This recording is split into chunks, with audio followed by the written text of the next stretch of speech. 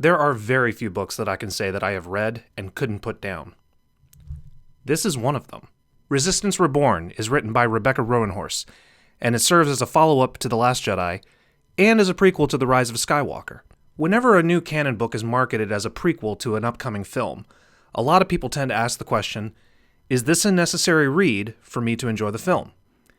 And I would say, I don't think so. The book does lay a few nuggets of information that could give you an idea of where some characters are headed for in the next film, but overall, it plays more like a glorified episode of the animated shows. One nice thing that I'm sure plenty of fans will appreciate is that this book actually addresses some of the problems that people had with The Last Jedi. Did you think Poe got off too easy for starting a mutiny and only got a slap on the wrist? Did you find it weird that Rose gave Finn a kiss even though there's no romance between them? Or how about Leia flying through space like Mary Poppins? All of these are acknowledged and gives us the characters' perspectives in their own words. However, if you are the type of person that has followed all the new canon up until this point, this book was written specifically for you. The Aftermath trilogy, Bloodline, the Battlefront 2 video game, Inferno Squad, the Poe Dameron comic book, all of these are acknowledged in this book. It was an absolute blast, following every character's personal stories from the different mediums, seeing how they continue, and how they contribute to the mainline movies.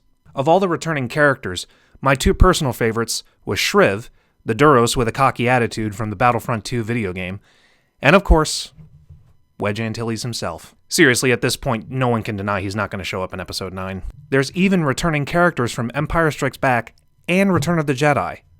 It's like a smorgasbord. If I have any complaints, they're rather small, to be honest. Rey is actually not in this book as much as I thought she would be. But that can be forgiven, seeing as how, let's face it, that's kind of the point of the movies, her story. Other than that, it could have been longer. 300 pages and I was done. It was that good. And that still didn't deter me from loving this book. There is one nugget of information that I came across in this book that I found rather interesting, and it was trying to separate the difference between redemption and penance. Think about that for a second and see if that doesn't apply to any characters and their change that might be happening in 9. I can't think of anybody in particular.